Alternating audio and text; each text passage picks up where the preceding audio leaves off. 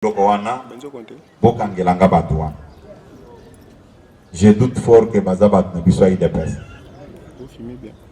Maman ndenge baza boye, bakomi kobanga, bamusuba tunakinga, mais secrétaire général, ceux qui te wana tokozonga bien. Na le maman boya mutokosala bino eloko azate. Na bengaki ba gouverneur na biso. Et j'avais appris même qu'après mon départ, bamususu bake ba bouton ya chemise ya kokata et ça nous honore vraiment.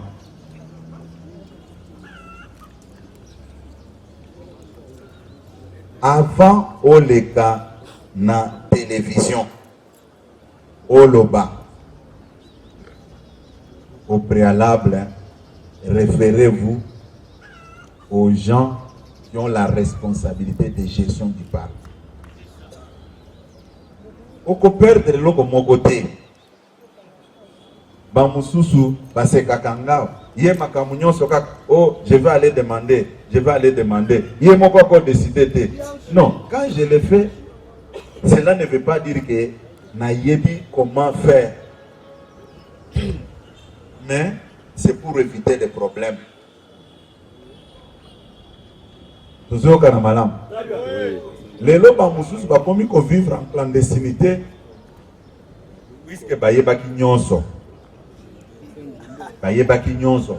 Mais je les connais. Les lobes en difficulté. Totika Iloko Wana.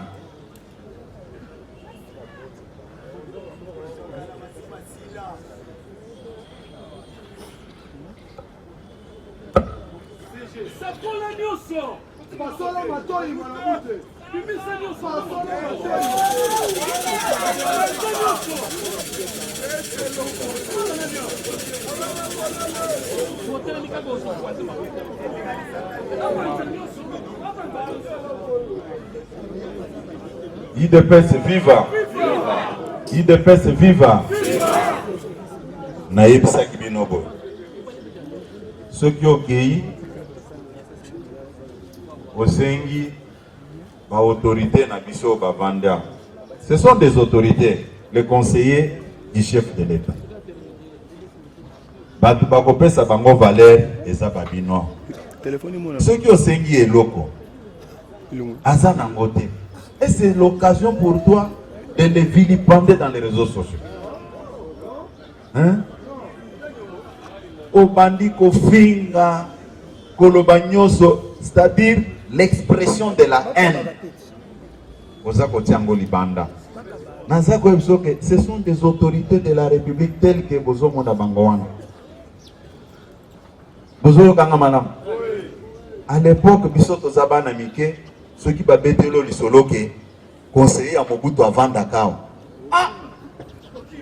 Mais c'est tout un problème.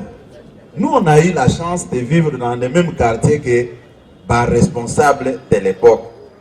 Mais quand on te dit que conseiller à Mobutu avant Dakar, mais yo lelo bazola que conseiller il y a Félix Tshisekedi à Longwakuna, il y a Zanani.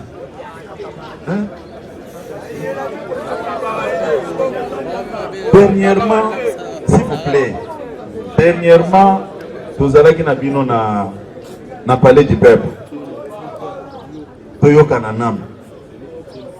Conseiller principal na biso maître Moussam Télémanam. Télémanam Nicole. Bobe Téléma Bobo Makas. Asalaki modération devant un président de la République. S'il vous plaît. Tangwasali modération naïe devant les chefs de l'État et les membres du gouvernement, et les chefs des corps, des institutions. Asali nayoki batnyo sobaza kokumisaye. Et si kanga nazaki wana nazovimba mapeka kaka ke vraiment il déplace azana bat. Mais Oko vimba motema teke pona nini puisque il avait bien presté, il avait bien fait son travail. Bobeteli suma boka.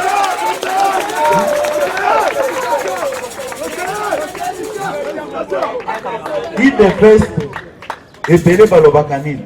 Il dépasse certains coquilles vides où il n'y a pas la crème intellectuelle. Batu balobaka biloko wana à partir ya comportement na bino moko. Hein? Et puis ba mususu ba komaya koloba non, asa mutu ayi de peste, asa oh. Et comme asa mutu ayi de peste. Ali ko ebisa bino boy.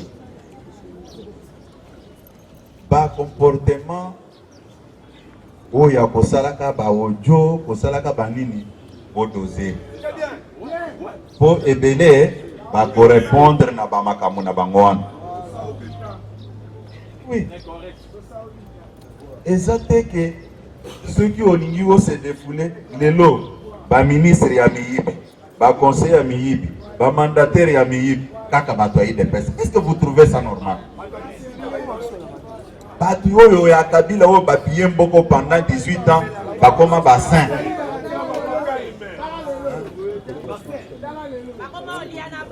Biloko wana naza koyebisa bino eloko mosusu. Eza na ba démarche mosusu oyo eza en cours. Nasina yebisa bino mbala na mbala.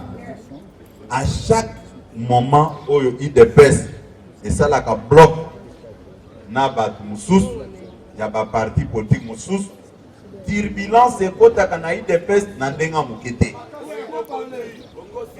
Na lobby na yebi nini naza koloba.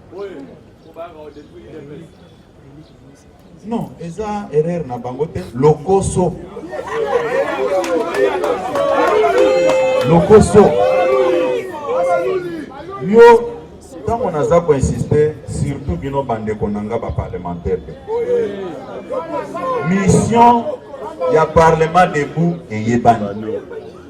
Mais lelo ekoma na tongo. Babengio okena na bureau ya motsongolo pakala. Ozwi mbongo. Allez. Yo zoya pona ko orienter batu au bosani et komi bamba solo mususu. Naza ko yebisa bino boye. Kosala kitetite. Bozonga na baselile na bino. Ozala déjà.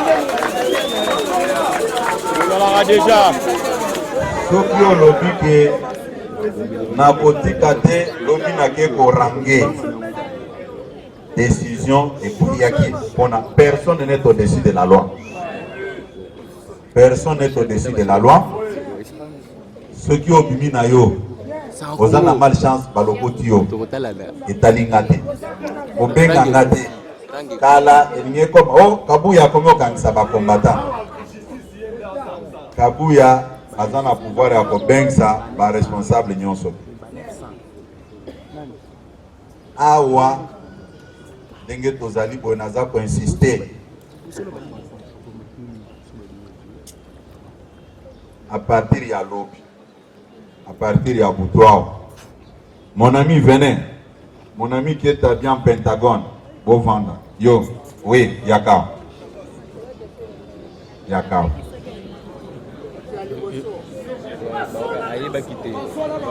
Eh, lourd. Te, ngai moko na bengie na tindi yote.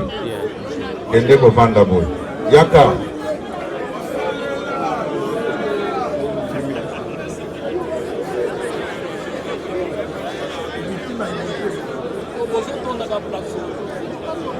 Matra yo kote wana yako. Matela kote msusu.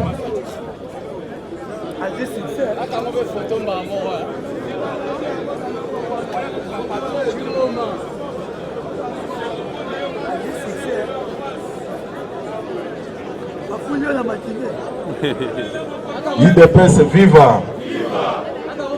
S'il vous plaît. Ndenge azaboy. Apekisi kolata a Pentagono bilambo ezokende ne mona ya basoda. Mais ye alati yango. A cause ya ye mutu moko. Bakolo babozo pekisa biso na nini?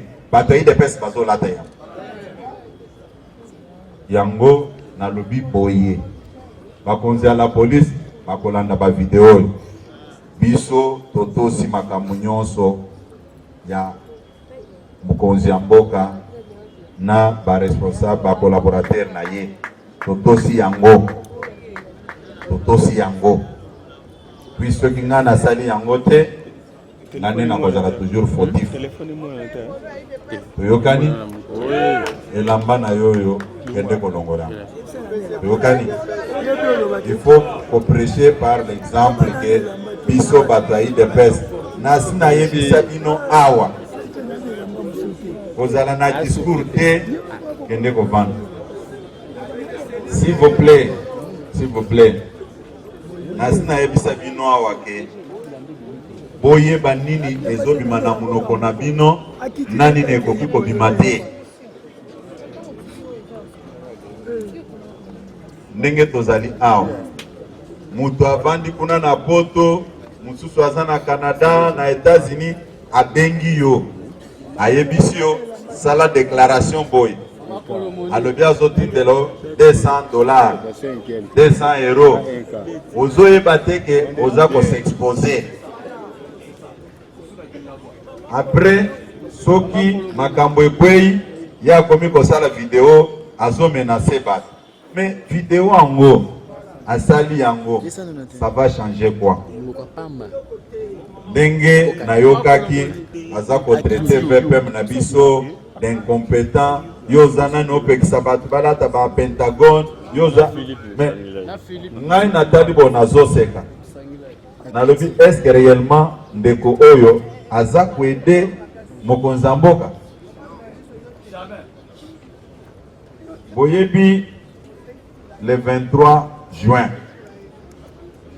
Le 23 juin, c'est la journée internationale des femmes veuves. Mais autant la coïncidence, dans le but que le 23 juin est la journée internationale des femmes veuves. Autant la coïncidence d'enge salamanango. Tata mokonzi ya ekolo le 23 juin nde mukolo yo atika mboko na maboko ensemble. Or Bible lobaka ke Nzambe azalaka Nzambe ya baveuve. Mais bota la coïncidence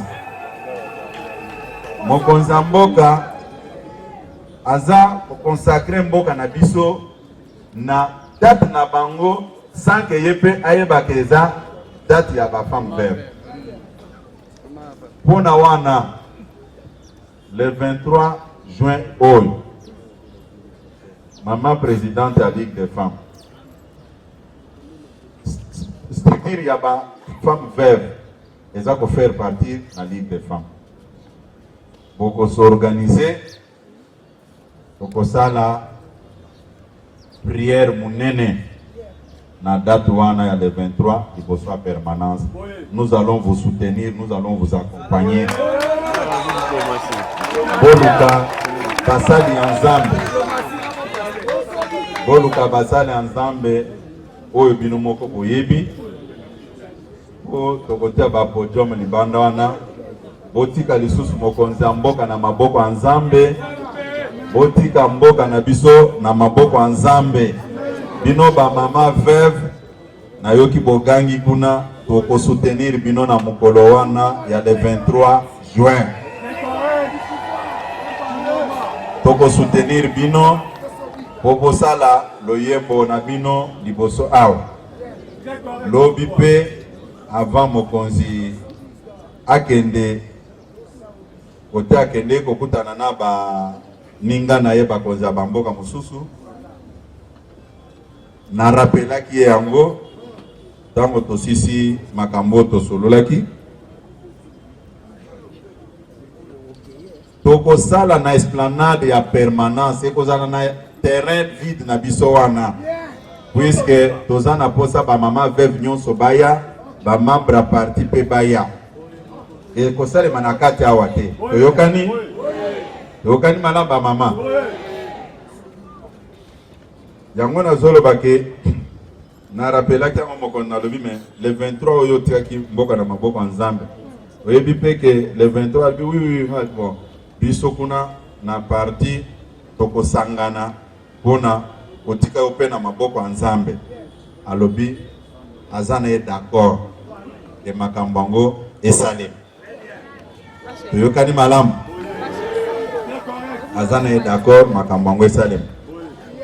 Bon, nakanisi Aouti Kozonga po makelele wana comme il avait dit que vers 17h à Kozonga. Nakanisi asa zongi na ye. Toyokisaka mokonzi na biso soni te. Zambe atelemisaka batu mibale na moment moko te. Zambe atelemisi Félix Tshisekedi na kati na biso. To soutenir ye. Totika kosala makambo ya soni. Pona ba oyo bazalaki na kodie bate. Ba tourner page totala liboso. Soki mutu ayeli o nazana action moko boy to sala. Yebisa yeke makambo ya action totikaki yango tokomi na pouvoir na biso, il faut to sécuriser yango. To soutenir armée na biso, to soutenir la police na biso, to soutenir ANR na biso, to soutenir DEMIAP, to soutenir DGM, puisque ba service nyonso wana mokonzi nango eza chef de l'État. Mais yo okobima bosali vidéo obando finga la police, obando finga armée. Lelo na sepeli puisque na yo kike toza ko se préoccuper mingi pona FARDC na biso. Mais na place moko moko yo na yebisaka bino ke totika ba discours hostile contre nos forces armées et de la police. Toyokani? Oui.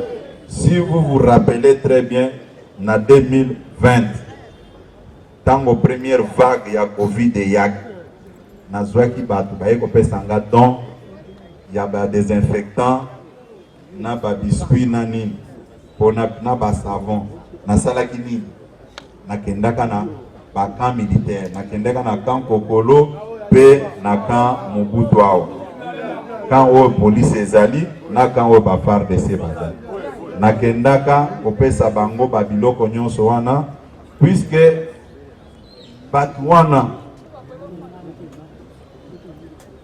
namona ka bango na valeur mingi. Tango biso tolali na bandako batu wana baza ko se sacrifier pour na biso. Ces gens-là méritent une considération de notre part. Mutu azo tika mwasi na bana azwi mundu alobi azo kendo kufa pour na biso.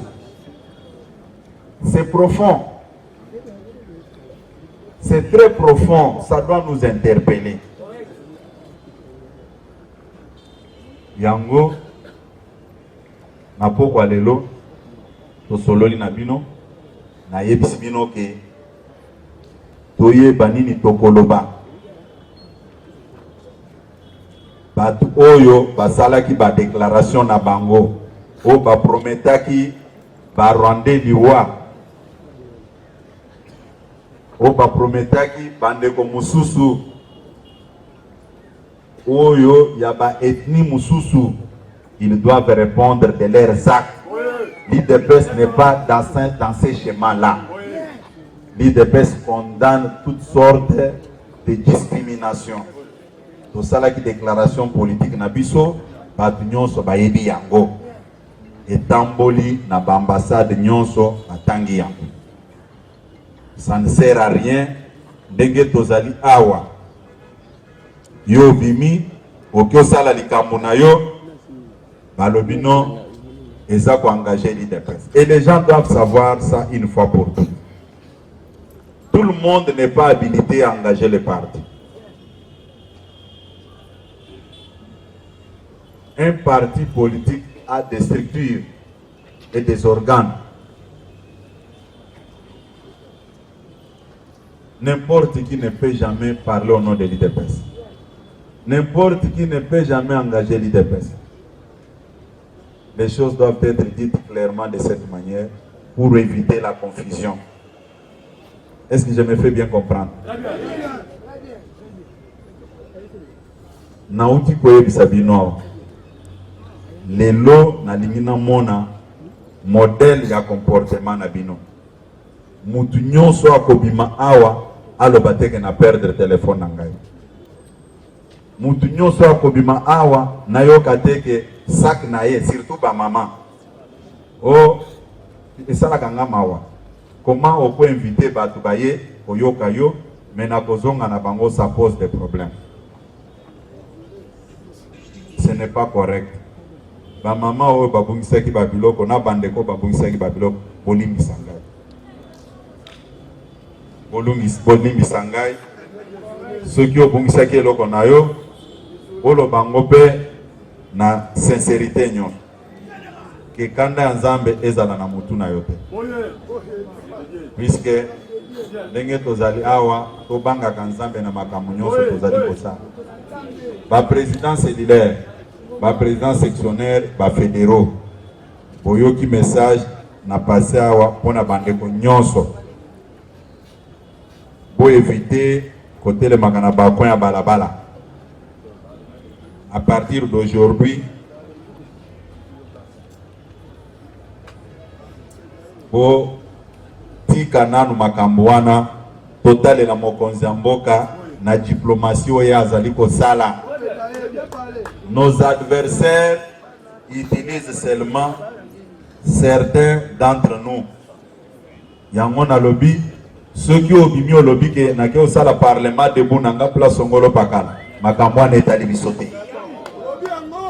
Toyokani soki oki osala makambo no batio maboko makambo wana etali bisote.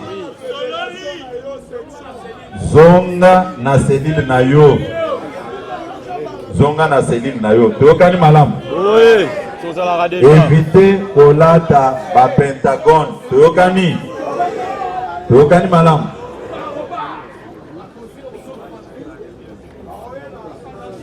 Il reste Zambe apambola bino na ndenge boyaki pona kosolela.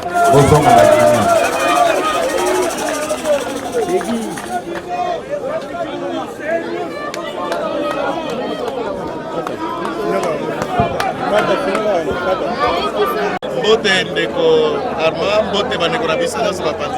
Voilà comment les lots outil na parlement na matinée politique on a une communication et CG Kabouya par rapport d'abord à un liste objectif pour ça par rapport il y a message au CG Kabouya autour de c'est un message de l'air yende on va venga somi à libota numéro 1 à parti à fixer opinion orientation au regard il y a tension pour les akolekamboka pendant cette période. Par rapport au ministre de l'Intérieur, il a télé à Bilambo, il a basoda, il a policier, et puis pour des raisons sécuritaires, à quelqu'un décidé était Parlement debout pour le moment. Motonioso azongana na cellule na ye. Ba suspendre yango. Biso pe lokola ba communicateur. Tondimi yango, mais pour la biso esui biso te.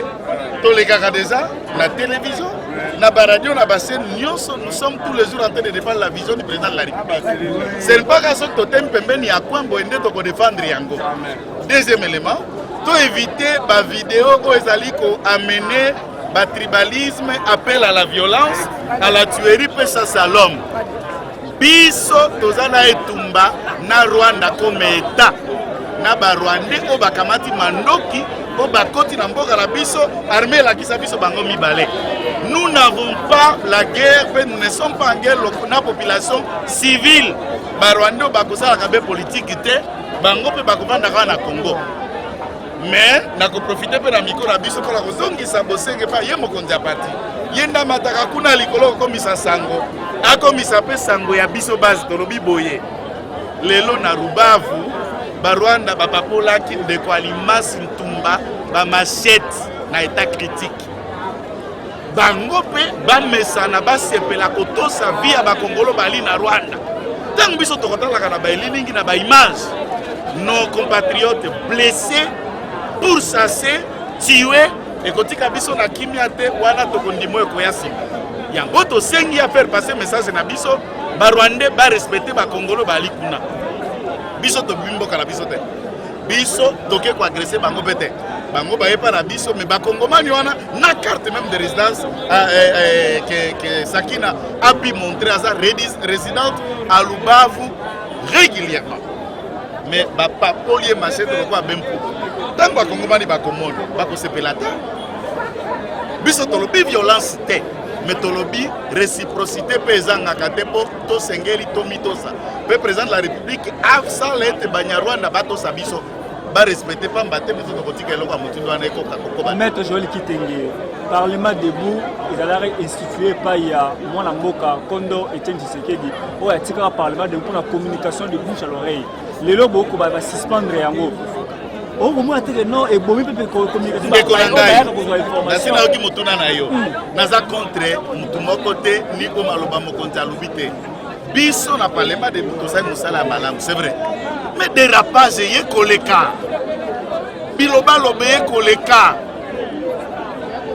totali na Twitter ngai na yo landi tweet wana ya Barwandais qui accuse l'ambassadeur rwandais que ye mutu akofuta pe kolatisa bato basokoto lokola bayi IDPS pe apesi ba adresse ya bandeko ne Barwandais na ba adresse place bavandaka po balakisa la communauté internationale que baza agressé. Les tweets viennent, c'est un débat entre Rwando-Rwandais qui discute. Mais yo moi IDPS, yo moi parlementaire de Otelema. Au fond de secrétaire général nayo olobaye moto akamati apesi batumba machette atindi bato basala eloko ya mutindo wana est-ce que wali nyama wali moto to ali na mael nesika à ce moment-là pensez-vous que papa Etienne Tshisekedi tango atiaki parlement debout nesika makanisi nezalaki poto koma parlementaire de bololo ya mutindo wana te oyo elobi secrétaire général de moto nyonso asengeli atosa oyo akosalela yango te ali tomboki pe ba conséquence ye moko akwasime yango. Voilà, concernant Makambo, le interpellé mon amboka Gilles Kaloubi, babeng bakangi le la aner ou semblerait selon sa femme qui va être au Kangaël lelo était que membre de l'IDPS. Que direz-vous par rapport à ça? C'est un état de droit. Ngai yozo koturanga motuna. International ye ndeko bokila ali avandi abatunyo tuma kolanda bayebi. Na kenda makalati. Soufachi na sali 3 mois. Non seulement parlementaire de Bounaza d'abord avocat de profession.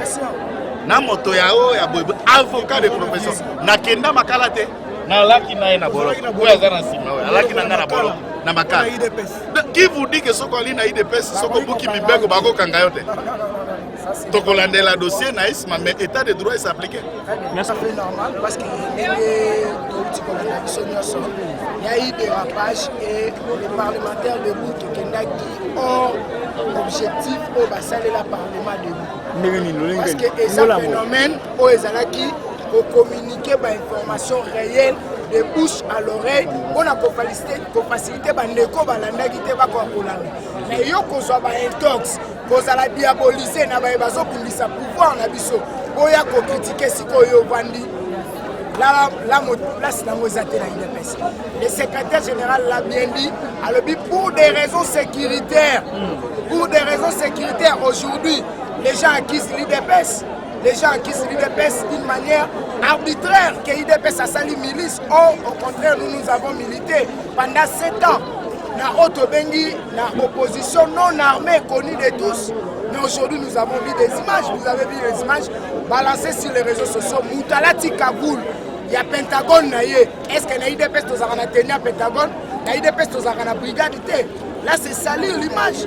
Nous connaissons le joueur LRG, Toyebi Baetozo Bundana Bango, Yango Tolobi bien, pour des raisons, Yakoyeba pour prévenir parti au pouvoir, nous avons salué et nous avons accueilli avec joie et honnêteté la décision de la haute hiérarchie du parti, Yako suspendre pour Ezali, séance, il y a phénomène parlement debout dans le coin public, il y a plusieurs canaux de communiquer. Et le secrétaire général l'a bien dit, donc il faut communiquer dans la base respective, telles que cellules, telles que fédérations, telles que sections. Nous avons des réunions de sections, nous avons des réunions de cellules hebdomadaires chaque dimanche, nous avons des réunions fédéraux. Et l'IDPS a aussi des médias acquis par lesquels tous les carapons ont communiqué. Et que voilà pourquoi les lobos tiennent à parti. C'est comme ça, on va parler de n'importe quoi. Aujourd'hui, nous allons remettre notre pouvoir en cause. Maintenant, ma prédécession, on a dit ça. Oyo, tout le monde qui va qui va bomi. Donner de l'essai par la bisoté. Ils ont monté leur cabale de toutes pièces pour la collecte de l'IDPS à cause de dérapage. Moutou Azakobenga Mamoutou à IDPS. Okoki ko acquise tata na yote na likambo zo maîtriser te. au lobby bien c'est le secrétaire général na sali milice wana maintenant ba bengi yo na baki de droit okoka ko dépendre pourquoi sokima pourquoi sobatama songa yaka loba totala c'est ça aussi l'état de droit. L'état de droit c'est le respect des têtes et la liberté ce n'est pas la libertinage. L'UDPS a prôné la démocratie et l'état de droit. Tous sont censés à respecter la tête de la République où ezali notre constitution eza koboya. Donc tokoki kosala la tête à la sûreté toyeba yango malamu tobosana te. Voilà pourquoi nous saluons la décision de la haute hiérarchie où ils ont prononcé Naboutou et le père secrétaire général Augustin Kabouya Chulumba Ozali Molobeli à parti à lobby bien Babilo quoi phénomène parlement de Boisa suspendu mais à Bendi Bisso parlementaire de Boupé combattant et DPS combattants sympathisants Tolongwa Nakolata ba indice militaire manière ezaka kate ko soutenir et par des sokolatie lamba na losambo na koyeba ko kabela bango na koyeba ko accompagner bango pe ko sala ba don volontaire voilà eloko biso tondimi pe tozali ko benga na mokili ke le 23 ba femme pe via IDPS ba ko sala prière ya action de grâce bona ko bonela ba yi et par des na biso et boni pete ko sanga kotika mokonza mboka entre la main du Seigneur. Voilà, on a la paix pour le bas du micro. Merci beaucoup.